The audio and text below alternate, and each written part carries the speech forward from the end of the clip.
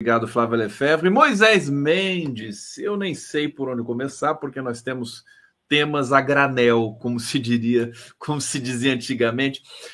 Eu vou começar fazendo uma pequena exortação aqui para que os corruptos que ainda estão soltos sejam presos, né? Vendo a prisão do Collor, eu fico na esperança de que o Aécio ainda seja preso algum dia. E você, Moisés? Como é que você fica vendo a prisão do Collor? Essa eu não tenho essa esperança, não. Você não tem? Não tem. Não, não tem. O Aécio é claramente uma das figuras poupadas pelo sistema de justiça, não é só pelo judiciário, pelo sistema todo, né? MP, tudo. Então, ele é um cara que tem uma trajetória de impunidade bem determinada, bem marcada, e essa impunidade chega até ao Supremo, onde ele foi poupado. No momento em que ele poderia ser alcançado pelo sistema de justiça com autorização para que ele fosse processado, fosse julgado pela Câmara, como aconteceu com todos os outros que foram submetidos ao julgamento dos próprios parceiros do Congresso, o Aécio Neves foi poupado. Então, não acredito nessa possibilidade. Aliás, eu agora, Conde, só acredito na possibilidade de prisão de gente com perfil do Collor, porque o Collor não tem mais pressão política, né? Então, ainda não tem uma base política que possa determinar qualquer Quando perde reação. a base, vai para a cadeia. Vai para a cadeia, o Collor vai para a cadeia. O Collor escapou todo esse tempo para chegar agora à prisão quase como deboche para todos nós, né? Porque é o cara que cometeu todo tipo de delito como presidente da República e agora, quando ele não é nada, ele é preso como intermediário de negócios de petróleo, né? Que algumas É um cifras falam deboche. em 30 milhões. Como é que esse cara, com esse poder que ele não tem mais poder político que ele já teve, consegue fazer negociações, intermediações que resultem em propina de 30 milhões? Não consigo entender. Então, eu não tenho essa esperança que tu tem. Agora, não Moisés, tenho. você se sentiu. Essa palavra deboche é muito forte, né, para a prisão do Collor, enfim, ele pode ir para uma domiciliar, pelo tudo que está indicando que ele vai para uma domiciliar daqui a pouco. Você, como testemunha da história do Collor, do confisco da poupança e tudo mais, do impeachment, como é que você se sentiu? Debochado, Não, eu, realmente? não, eu falei deboche, talvez não seja essa palavra, mas eu acho que é, sim, uma ironia de tudo que acontece no Brasil, tu ter hoje um cara com o perfil do Collor finalmente na cadeia. É uma coisa muito estranha. Olha só, Conde, qual foi o motivo, vamos dizer, do cerco ao Collor com prova para que o Congresso tomasse a decisão de encaminhar o impeachment dele, que não acaba não acontecendo, né? Porque ele renuncia antes, em 92. Sim. Mas o motivo foi a prova da Fiat Elba, não é isso? A Sim. famosa Fiat Elba, que as pessoas mais novas, né? Tu era guri naquele tempo, não sei que idade tinha, né? Mas todo mundo fala na Fiat Elba do Collor. Então, em vários momentos, sempre se esperou a Fiat Elba do Bolsonaro, por exemplo, né? Então ele é um cara que cometia grandes crimes, grandes delitos envolvendo grandes somas de dinheiro, tudo com operação do PC Farias, o famoso PC Farias. Até que um dia descobrem que o PC Farias, com dinheiro sujo, compra uma Fiat Elba para o Collor. E essa Fiat Elba é a prova da estrutura mafiosa criada em torno do Collor com operação do PC Farias, não é isso? E aí, o que que tu tem hoje, Conde? Só para concluir aqui para a minha comparação, tu tens hoje 51 Fiat Elba do Bolsonaro, que são os 51 imóveis que ele comprou com dinheiro vivo, né? E nunca aconteceu nada. Então, essa é a comparação possível. O Collor é alcançado com uma prova que é a Fiat Elba, e tu tem uma prova provada, registrada em cartório, né? Que é a Juliana Dalpiva, grande jornalista do UOL, era do UOL, né? Que fez essa matéria investigativa, com pesquisa em cartório, conseguiu Dos provar que imóveis, né? do Bolsonaro. 51 imóveis comprados com dinheiro vivo. Então, essa comparação possível, Conde. Moisés, prisão do Collor, nós temos uma notícia aqui, inclusive, para atualizar toda a nossa comunidade aqui, que o intestino do Bolsonaro respondeu. O intestino do Bolsonaro já é uma personagem independente já da nossa cena política, né? O intestino do Bolsonaro respondeu e ele pode ter alta em uma semana. Resta saber se ele vai querer ter alta, né? Porque parece que tá bom lá na UTI, né, Moisés? É uma UTI agitadinha, né? Dá para fazer reunião política, live, né? Receber intimação, tudo pode acontecer ali. Claro, uma UTI cenográfica. Cenográfica. Ali ele produz tudo. Dá para fazer o Sai de Baixo, aquele da Globo. A Globo tá refilmando tudo. Podia fazer o Sai de Baixo dentro da UTI do Bolsonaro. A UTI maluca, né? Nova série da Globo, né? A UTI maluca. UTI maluca. O Bolsonaro tem que se recuperar. Eu também sou desse grupo que acha que ele tem que se recuperar, até porque questão de saúde não deve envolver nunca nossa torcida contra ninguém, né? Nós temos, claro, que tratar com isso com humor, como tu está tratando. Nós temos que lidar com isso, porque ele é uma figura pública, fragilizada fisicamente, né? Mas o que nós temos que torcer é para que ele enfrente agora o que ele tem que enfrentar, que é o julgamento como golpista, como líder golpista. Então, o Bolsonaro não pode definhar fisicamente antes de se submeter ao julgamento como chefe do golpe. É isso que tem que acontecer, Conde. Vamos torcer para que ele saia da UTI, que ele fique bom e que ele possa, sim, ser julgado e condenado e pegar cadeia. Porque, Conde, se o Bolsonaro ficar se arrastando agora, a partir do momento que ele sair da UTI e que essa fragilidade dele ficar exposta, nós vamos ter pouca chance de ver o Bolsonaro na cadeia, porque aí vão ter todos os argumentos, como o Collor está apresentando, né, de que tem problema de saúde, e pode até acontecer dele ser condenado e não pegar prisão. E o Bolsonaro pode tomar alta também e ir para uma embaixada e depois pedir asilo em algum outro lugar. Mas isso aí acho que é uma questão que a gente vai trabalhando aos poucos aqui com a nossa comunidade. Moisés, vamos falar, eu sei que você quer falar um pouco sobre os ruralistas. Chamou a atenção o artigo do Leonardo Atucho hoje, de que os ruralistas precisam agradecer o presidente Lula. Isso aí é uma coisa que puxa a vida, né? Quer dizer, o presidente Lula e o governo Lula, de maneira geral, sempre foi absolutamente generoso. Acho que até demais. Acho que nem deveria ser. Mas eu queria te ouvir um pouco sobre isso, porque eu sei que você tem aí percepções, informações prontas para serem compartilhadas conosco. Então vamos lá. Conde, é bom esse artigo do Leonardo, porque ele mostra que todo o interesse do agro, não só da agricultura familiar, todo o interesse do agro sempre foi contemplado nos governos de Lula e vai ser contemplado agora. Mas abanam as circunstâncias internacionais desse tarifaço do Trump é que está criando essa situação. Não, o Lula sempre lutou para abertura de mercados para grãos, para carne, para frango, para tudo que vem desse meio aí. O que esse artigo do Leonardo expõe, né, e que é uma contribuição muito importante para que o pessoal que mora na cidade também compreenda o que significa esse pessoal do agropop como um mundo reacionário que está sempre sabotando tudo que o governo faz. O que significa que eles, que são anticomunistas, Conde, que são antilulistas, que são anti-esquerda, que são anti-tudo, eles são os maiores beneficiados por um mercado de um país comunista que absorve 70%, olha só, Conde, 70% das exportações de soja do Brasil vão para a China e podem aumentar.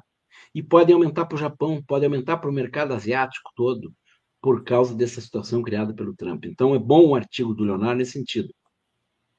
Dizer, bueno, mas e como é que tu está falando disso aí?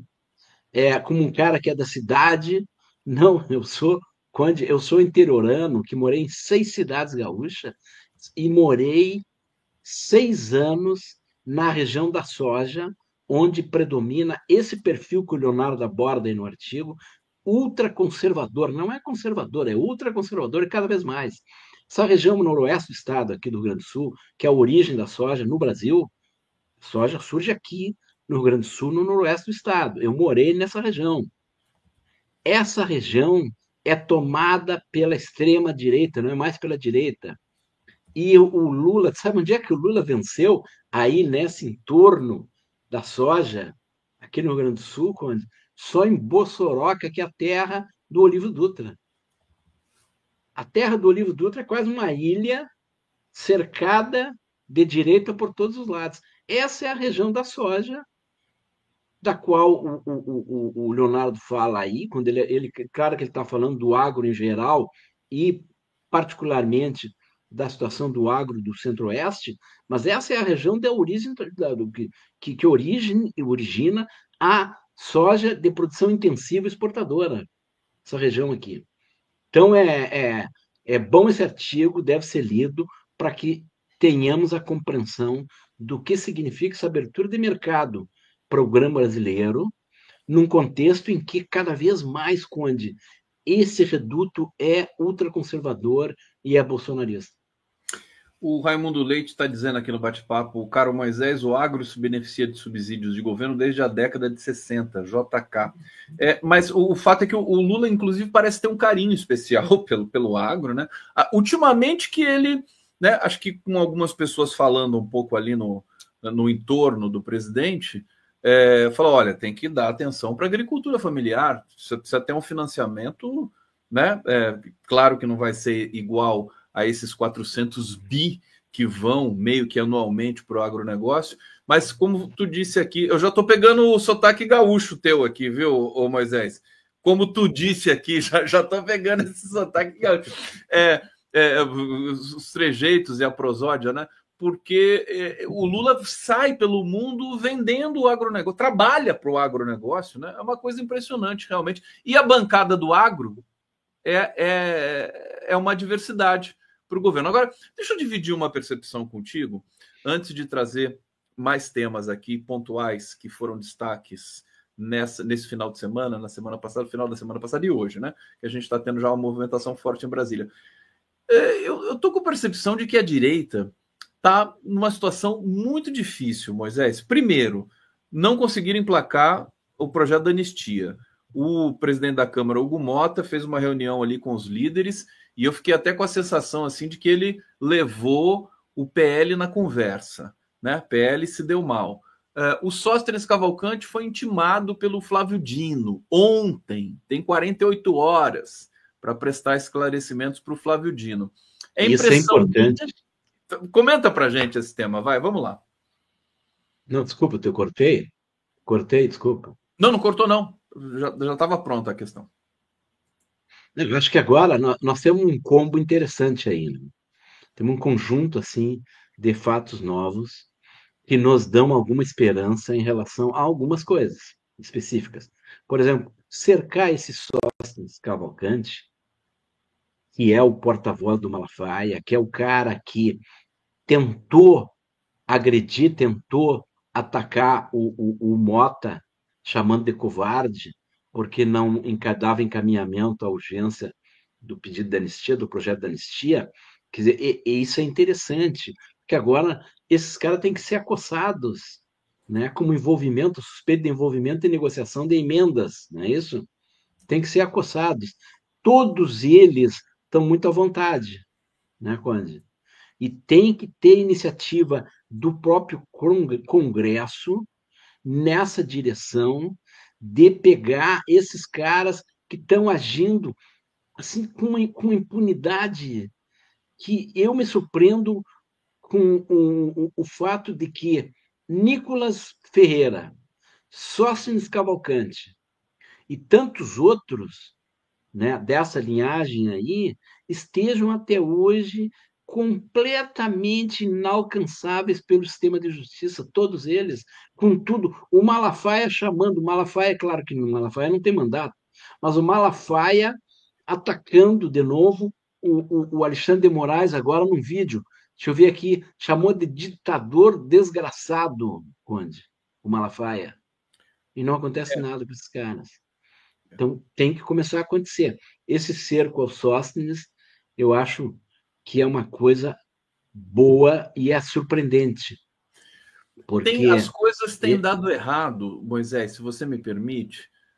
Queria avançar um pouquinho nesse particular contigo da cena política. Assim, as coisas têm dado errado para a direita, no sentido, não estou aqui torcendo para que dê certo, eu estou torcendo para que continue dando errado. O Bolsonaro tentou fazer um circo da UTI, se deu mal. Aquele vídeo divulgado, primeiro que a live foi um fracasso, que ele fez lá com o Nelson Piquet, e depois o vídeo divulgado da oficial de justiça, 77% de menções negativas nas redes. Aqui, pesquisa estatística foi publicada. Quer dizer, as coisas estão dando errado para eles, né? Será que isso vai durar um pouquinho para a gente poder avançar na ocupação de espaço progressista nesse país? A gente está nessa gangorra, né?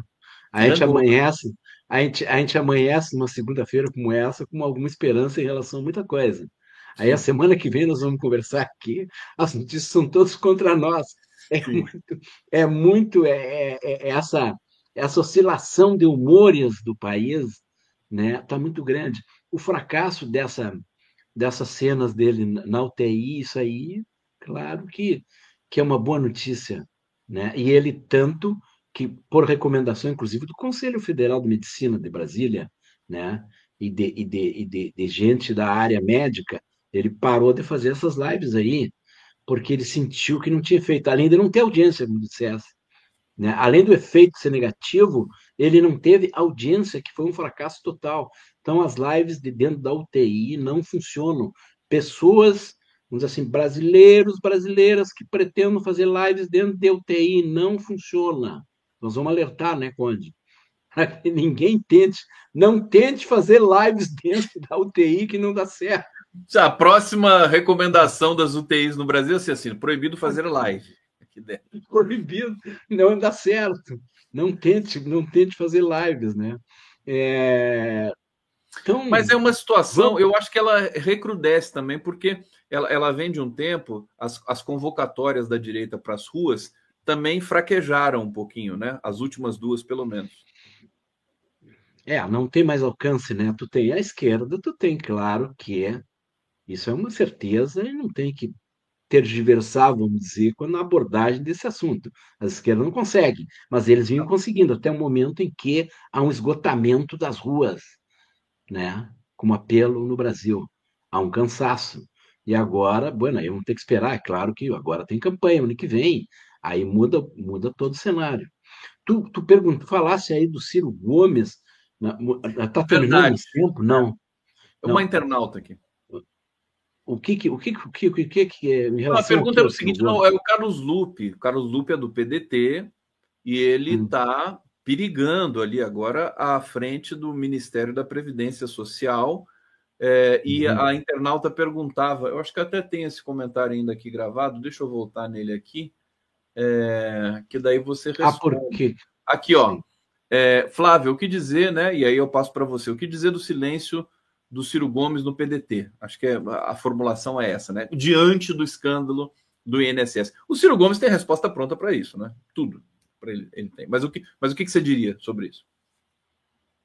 Eu acho que eu não sei se ele vai se meter nessa questão, porque o bom numa hora dessa não aparecer, É bom né? ficar quieto. O certo é que essa história dos descontos legais, isso aí é uma coisa antiga. O que esse Lupe fez, né, e toda a estrutura do governo da área previdenciária fez foi é, se fazer de morta, né? Esse Lupe se fez de morto. Tipo, deixa acontecer até que em algum momento estoura. Como o Conde vai estourar alguma coisa no ano que vem em relação a esse tipo de situação? Nós vamos ter outros fatos, outros episódios que envolvem coisas antigas do tempo do Bolsonaro, do tempo não sei de quem, né? E que vão estourar agora, como esse caso aí. Estoura tudo no colo do Lula, quando o histórico todo é do tempo do Bolsonaro. Essas Espionagem provas da aí. Itaipu, né, no Paraguai. A BIM, Exatamente. né? Quantos casos? A história da BIM, espionagem. Ah, mas o Lula continuou e não sei o que e tal. Tem que provar que não continuou, que ia parar ou que estava parando, ou que já tinha parado. Não é isso? Então, eu acho que o Ciro Gomes não vai se meter nisso aí. Não vai. O Ciro Gomes, o surpreendente, é que ele aparece nas pesquisas como um cara que está vivo politicamente, Ele está interessante vivo. isso. Ele aparece na frente do Eduardo Leite, por exemplo, que se apresenta como um cara ainda. O Eduardo Leite é o eterno terceira via, né? Vai ser. Se apresenta de novo, ele fez declarações dizendo que ele vai se apresentar como alternativa para 2026. O Ciro Gomes aparece com 10 pontos, 11 pontos Eu nas até pesquisas. diria, vou me arvorar a dizer uma questão aqui, que é o seguinte: o Ciro Gomes, ele, pelo perfil dele e pela conjuntura, pela terra arrasada que virou a extrema-direita, na minha leitura, que eles perderam o discurso. Só sobrou anistia para eles ficarem falando aí. Não tem mais muita coisa. O pessoal está saturado, tem uma fadiga de material. E ele sabe fazer a crítica ao governo Lula, embora ele seja meio violento e meio pusilânime, meio leviano, né? Meio não, né? Com o governo Lula, ele faz a crítica e ele tem conhecimento da economia e tudo mais. E ele se saiu bem nas pesquisas aqui últimas, né? Com Uhum. 12%, aquele patamar histórico que ele tinha antes de ser desmoronado ali em 22. Só que ele está demorando para tomar uma atitude e o Lula está se recuperando agora. Quer dizer, vai voltar a ficar difícil para ele. Esse que eu acho Uhum. engraçado. Você concorda com essa leitura, não? O que você acha? Quer dizer, o Lula está Sim. se recuperando. O Ciro Gomes não tem um discurso para apresentar agora, né? O que o Ciro Gomes diria agora? Crítica ao governo seria só reforçar tudo que está aí na grande mídia. Não precisa nem ser extrema-direita. A grande mídia está toda ela batendo todos os dias em alguma coisa do Lula. Então, o Ciro Gomes, a contribuição dele seria essa. Não sei se isso aí seria suficiente para mantê-lo numa vitrine, mas ele se recolheu até porque ele teve grandes perdas. Ele foi derrotado agora várias vezes na justiça por aqueles ataques que ele fazia, né, de forma irresponsável mesmo. Ele fazia ataques assim agressivos a pessoas e ele teve derrotas importantes agora. Então, o Ciro Gomes é um cara que está recolhido, né? Ele não tem o que falar agora. O que o Ciro Gomes diria agora? Né? Tu tem uma crise do próprio trabalhismo, né? Trabalhismo com origem agora, né? Quando tu vai dizer toda vez que tu fala de alguma coisa, tu tenta puxar para o Rio Grande do Sul. Claro que tem Eu acho que o origem aqui, todo Ciro, mundo viu, sabe. Moisés? Ele tem Né? o discurso que é recorrente, né? Alta dos juros, é, posição do Brasil no cenário internacional. Ele tem repertório, né? Eu acho que é o único que tem Tem. repertório. Mas ele não está usando essa prerrogativa que ele supostamente teria. Moisés Mendes, você falou. Eu adoro quando você usa a expressão os manés, né? Você Hum. é adepto do Barroso, não, do STF, porque você comentou o seguinte: a farsa da anistia expõe desprezo por Débora do Batom e todos os manés. Explica para a gente uma reflexão que você fez num artigo teu. Queria que você falasse um pouquinho sobre isso para a gente. Eu vou aproveitar e fazer o merchan do Faz uma... artigo que está aí na capa do 247. A minha abordagem, Conde, é no seguinte sentido. Tu tem todo o discurso, né, que é o produto que eles têm agora, eles estão vendendo, né, mesmo que não avance, o discurso em torno do projeto da anistia. Querem urgência, querem encaminhar para votação, eles querem empurrar o projeto da anistia. O que eu tento dizer nesse artigo aí? Que tudo que tu tens hoje de apuração, de informação, é no sentido de que não há nenhum esforço deles para poupar esses manés, como tu disseste. Os manés, os terroristas do Rio de Janeiro. O esforço todo é para tentar poupar o Bolsonaro, né, abrindo a porteira da anistia para poupar o Bolsonaro e todos os outros. Então, o meu texto mostra, para muito além dessa opinião, que está provado que não tem nenhum esforço do Malafaia, do Bolsonaro, dos filhos do Bolsonaro, do Nicolas Ferreira, da Michelle, de nenhum deles, para que esse pessoal seja protegido. E isso é informação. A Folha de São Paulo fez uma boa reportagem com a família da Débora, lá em Paulínia. né, mostrando que ninguém aparece na cidade, ninguém apareceu na casa deles para prestar solidariedade e dizer que tem alguma esperança de salvar a Débora, até porque agora ela está condenada a 14 anos. Né? Então, esse é o meu texto aí. É desmontar a farsa da anistia como alguma coisa que pretenda, que é o que eles tentam nos vender, que pretenda salvar esses manés aí. É para salvar a pele do Bolsonaro. Esse é meu artigo aí na capa do E 247. como é que você está avaliando a postura do presidente da Câmara, Hugo Mota? Ele tem me parecido muito colaborativo, vamos dizer assim, com a governança do governo de turno, que é o governo Lula, e digamos, repelindo esses assédios aí da extrema-direita, que são, evidentemente, tresloucados. Né? Você tem uma boa avaliação dele, média, desconfiada, como é que é? Esse cara é um cara jovem, que vai construir uma história, com certeza, muito semelhante a todos eles que têm esse perfil muito parecido com ele, que é o Arthur Lira, por exemplo. O Arthur Lira, que é padrinho dele, é um cara que certamente é um espelho para o Hugo Mota. Mas o Arthur Lira era mais chantagista, é o que todo mundo comenta. Sim, mas esse aí ele está aprendendo, Conde. Está apretado no começo Estagiário. ainda. Esse é estagiário. Esse aí ele vai aprender logo. Ele tá ainda fazendo, está construindo a história dele com todo esse talento que o Miro aí sabe melhor do que eu. O Esse Miro cara está tem talento. caindo de rir aqui. Ele tem um talento para ser professor do Arthur Lira daqui a pouco. Primeiro porque, e agora o Miro depois vai dizer o que ele acha. Primeiro que a anistia não é a prioridade para ninguém. Quer dizer, bueno, as pesquisas mostram que as pessoas não querem saber dessa conversa de anistia. Está pesquisa em cima de pesquisa. Não querem saber. Não querem saber de benefício nenhum para o Bolsonaro, muito menos. Então, como é que o Hugo Mota vai caminhar na direção contrária do que as pessoas estão dizendo? Então, esse cara é esperto. Tá remando a Esse favor aí, do vento. claro, esse aí está em estágio probatório, como se dizia antigamente, para ser daqui a pouco o Miro, quero ver o Miro depois, para ser daqui a pouco um grande cara dessa centro-direita aí, com essa habilidade que ele tem. Tu olha para ele e vê que ele é um esperto, né? Esse cara aí, ele vai fazer isso aí. Enquanto o governo se mantiver numa boa, com perspectiva do Lula ser reeleito em 2026, ele vai estar do lado do Lula. Ele vai estar Quando ali não do tiver, lado. ele vai saltar fora. Então, o que eles fazem é esse jogo. Eles estão sempre do lado que está forte. O que, no momento, está forte. E esse cara vai fazer isso.